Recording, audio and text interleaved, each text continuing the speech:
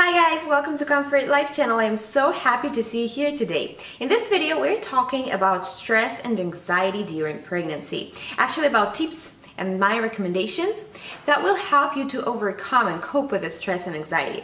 The reason I decided to talk about it today, maybe you can see I look a little bit tired, sleepy, exhausted, is because I've noticed that during the pregnancy, especially during the third trimester, it's harder for me to cope up with the stress. The thing is that every time I'm stressed right now, or let's say I have this really, I would call it like stress attack when I'm really nervous and I might cry and stuff, it takes me about a couple of days to go back to my normal being, you know, when I'm happy and I'm like cheerful and excited again.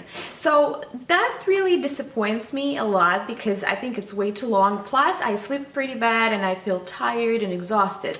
And of course, when you're stressed and you're nervous, you of course have that thought of, oh my god, what if it really has some bad and negative effect on my baby? Well, of course, every time a mother is nervous, your baby can feel that. Luckily, you know, it doesn't really do a lot of bad things with your baby, but they also say that if you are always and like constantly under stress, the cortisol hormone can get through placenta and somehow interact with the normal baby's development. Well, it's also a funny question. You might think, why am I supposed to be so nervous and stressed throughout the pregnancy when it's supposed to be an exciting time, right? But unfortunately, during this time, you become more sensitive. Your hormones sometimes are out of control, so you can't take control of your emotions, of your feelings, and you become sort of like, you attract more attention, even when you're on the street. I'm pretty sure everyone is familiar with this when just a stranger comes up to you and say, oh, you know, good for you, you're so big, you gave him birth like within a week, and you're like, oh, okay, I have like good 2 months to go. So, and then maybe, you know, your friends' stories saying how, you know, skinny they still be and they had no excess weight when they delivered the baby, the delivery was extremely simple. Or other group of friends who say, oh my god, I've been in labor for 48 hours and I had this and that.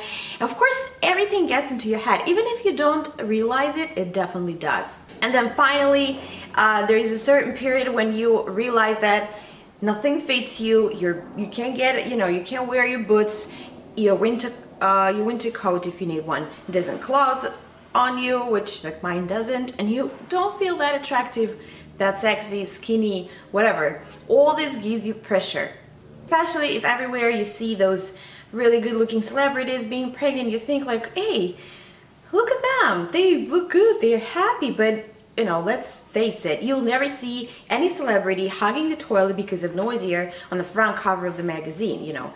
And definitely, just to add to that, you of course thinking about, oh my god, if I'm a good mom already, if I'm eating what I'm supposed to eat, how I'm gonna take care of the baby. And then your partner, sometimes you might, you know, even experience some hard time with your partner as well. And that is just a small picture of everything that might be going in the pregnant woman's head, not to mention how she's feeling physically. Okay, so now let's stop talking about these bad things and see how you can actually fix all this. It's pretty simple, and you need to be a good normal person, excited. It is very important for you to be healthy throughout the pregnancy, and it's very important for you to not develop depression right now when you're pregnant, and even baby blues afterwards when you give the birth of the baby. And your labor and delivery also depends on your emotional state. So to begin with, you always need to make sure that your diet is good. You eat whole foods, your diet is rich in a variety of different foods, and you're definitely getting all the vitamins. You should get prenatal vitamins as well, just in case of the backup, you know, if sometimes you don't really eat lots of this or that thing. You also need to make sure that you are let's say that you know the triggers. For example, I'm not against the coffee during pregnancy. I do drink a cup of coffee once or twice a week, and I really love that. But sometimes, even later in pregnancy, I've noticed that after drinking coffee, I become more sort of alert and I don't sleep well. And then when you don't sleep well, it's not a good thing either, because especially during the night, like all the nourishment and development of your baby happens, and if you don't get enough sleep, you are more stressed already. So of course you need to make sure, let's say, that you're getting enough of magnesium. I think magnesium is just wonderful because it helps you to relax, it relaxes your muscles. So it gives you a better sleep, because sometimes pregnant women, they find a hard time to sleep because of the positions, constant movement of the baby. Try probably some chamomile tea, especially after meals, or before going to sleep. Make sure that you know the food that triggers the heartburn or indigestion, so you don't have that as well. So it makes actually your quality of life is better and you sleep better as well. Another recommendation, which I probably should have started with, is breathing. Breathing is something that you need to start practicing as early in your pregnancy as it's possible, because it is important actually for your everyday life, even after you're pregnant or before you're pregnant. I'm talking about this deep, relaxed, like yoga breathing, and then Bradley's birth method they teaches as well. And you need to do this because it's like one of the most important thing to control the pain during labor and delivery. You could practice meditation as well, and the way you do this is when you inhale, try to fill up your stomach with air as much as possible. Let's say if you look already pregnant, but you need to make sure that your belly gets even bigger, and when you exhale, you just slowly exhale it through your mouth. You inhale with your nose, try to make your stomach big, and when you exhale, you do it with your mouth, nice and slow. So you inhale, putting air in your stomach, like as much as you can, and then you exhale nice and slow through your mouth until like the very last thing. And during this time, try to concentrate on something. Well, the main thing you can concentrate is on your breathing, and try to have some positive thoughts. Never think about bad stuff. Another recommendation comes right here is that when you go to sleep, try not to have any bad thoughts, because it's bad for sleep, when you want to go to sleep as well. If you have something that bothers you, talk about it, let's say with your partner, or just let these things go so your mind is clear and you go to sleep nice and easy. Another recommendation I'm going to put right here is when you're breathing, it's important to do during labor and delivery. Try to imagine like sort of a sphere around you in a pink color. The pink color you just want to imagine. And when you breathe it in, make sure that you imagine that you breathe in this pink color and it comes through your body, gets to every single part, and it gets to your baby as well. And then when you exhale, you imagine that you exhale this pink color as well, and this circulation keeps going every single time you breathe, whatever, 2 minutes, 5 minutes, depends on how much time you have or how much time you really need to calm yourself down. Make sure you're properly hydrated. I know that, let's say, my doctor told me to drink like this much water, and it's just physically not possible for me to do so, and I'm not going to, because I know that I will be all swollen in the morning when I do it. So just listen to your body, but try to make sure that you are hydrated. Definitely make sure that you are exercising. But I'm not doing any heavy exercising as, let's say, I used to before being pregnant. My body doesn't feel like that, so don't get stressed about this. This is totally normal. You could do some stretchings, even when you wake up, do some bed stretchings. That's perfectly fine. If you are at work throughout the day, make sure you stretch your muscles, here and there when you're at the desk. The next recommendation is go outside and see some sun. It's important because you need to make sure your vitamin D levels are good. And in my opinion, no vitamin can just substitute the real vitamin D you can get from the sun, because this way it definitely will do you good, and plus you get some fresh air. It is good for you and it is good for your baby. So all this so far is extremely simple. Another one is make sure you relax yourself, let's say by taking a nice bath with like Epsom salts and some oils, or you could take a warm shower if you're not into baths that much. You could take a warm shower in the morning or in the evening. In the evening you can take it just before going to sleep, so to make sure that you are relaxed, your mind gets relaxed too, so you sleep better. Because let's say when I wake up in the morning, in the third trimester especially, and even mostly, I wake up and I think okay, there's no way this day will ever start, and all my muscles, I feel so tight, like instead of sleeping the whole night, I've been like unloading trucks. So the only thing that helps me to start my day and feel normal, and so my body feels good, I do stretchings and I take a nice warm shower. It definitely helps me to wake up. It helps It sort of warms all my tight muscles, and if you have a back pain, you could just do that as well. It helps very, very well.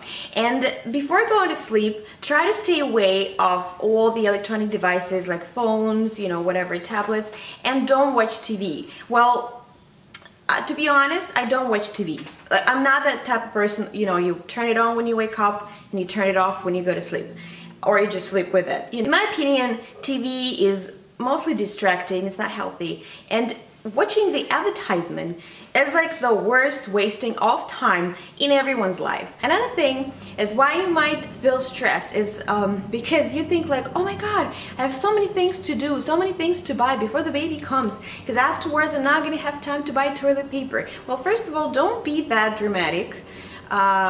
Second of all, my recommendation, when I think that in my head it's too many things, I take a piece of paper, pen, and write this down. The first thing it gives you is that most often you would think like, oh, it's not a big deal really. And second of all, you could see already what could be priority on that list. So it makes you organized. In my opinion, when I'm organized, I'm on top of the things, even though I don't do this, but I know it's on the list, it doesn't go anywhere, and I'll get back to it.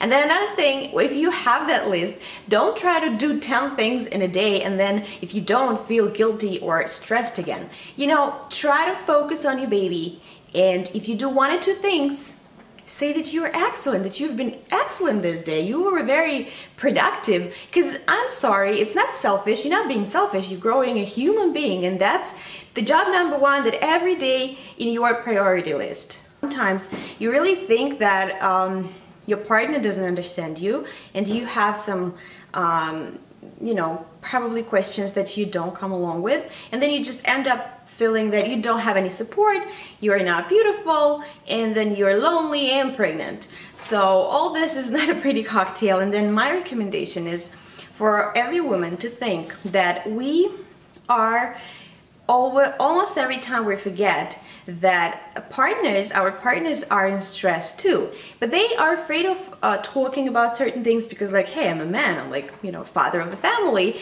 and they are also unsure about many things, like if I'm gonna be a good father, or many other things come through their head, and we normally always concentrated on us. Everyone is always concentrated on the mother rather than the father. I know it makes sense, right? But this is your partner and you need to go through this together. Your partner is also afraid of the labor and delivery, and your partner it's a new thing for him too. So, and there's even a scientific term, I don't remember how it's called, when the partner feels exactly the same way as the pregnant woman does. If you feel nausea, he does too. If you feel anxious, he does too. If you feel tired, he does too. Well, that happens. Even when you are giving birth, you know, the oxytocin hormone is being produced, your partner produces this hormone as well. So all this, to cut a long story short, you need to talk to your partner. And it is very important to do it before you go into labor, because when you are into labor, you don't need to think about things. If there is something unsettled and something in your mind that you're not sure how it will be after the baby's going to be born, and hey, he's going to be born pretty soon, it needs to be cleared out before it happens. And I know sometimes being very emotional and talking about emotional things may make women be out of control, and you feel like you just can't do it. Write him a letter or write the things down so you have a plan, and then you discuss it one by one. Your partner will thank you so much for it. Because in my opinion, if your partner is nice, calm, down, you will be nice, calm, and down as well. You need to interact with each other as much as you can. And if you need help, ask for help. That's totally fine. Another thing is, if you're afraid of labor and delivery, well, every woman does. Well, I mean, that would be weird if it doesn't happen this way. My recommendation here is start educating yourself. Go to the birthing class. There are tons of material on the internet right now, so you're sort of prepared and you know what's going on, so you are having things under control. And then if you are afraid of the natural delivery, try to watch some videos where animals give birth. These videos are also informative. They will show you many things, and just try to watch as many good birth videos as it's possible. It will get into your mind and you will feel so much better. Sometimes we get stressed about the money, like the budget. You think like, where am I gonna get the money to buy all these things? Well, first of all, before buying the things, make sure you really need them. Normally, whatever women buy is whatever they want to buy. The baby will never need that. And then you will just end up thinking, where am I gonna put all this stuff, you know, because you don't need that anymore. Most of the things that you buy for a newborn, you're gonna be using for 2 or 3 months. Well, it's not worth it, I think, so you have to find alternatives.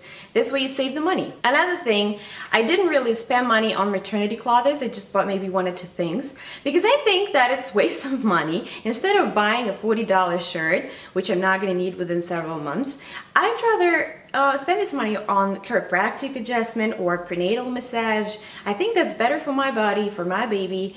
Last but not the least will be to come up with some mantra, or maybe 3 mantras, you know, there's no limit. And it will help you because our mind really works with mantras so well. You will see it. So it could be anything. It could be, I'll be a good mom, I'll be a good mother, this is your mantra, or I'm strong, or my body is strong, I can deliver the baby naturally, or I'm not afraid of pain, or I won't feel pain.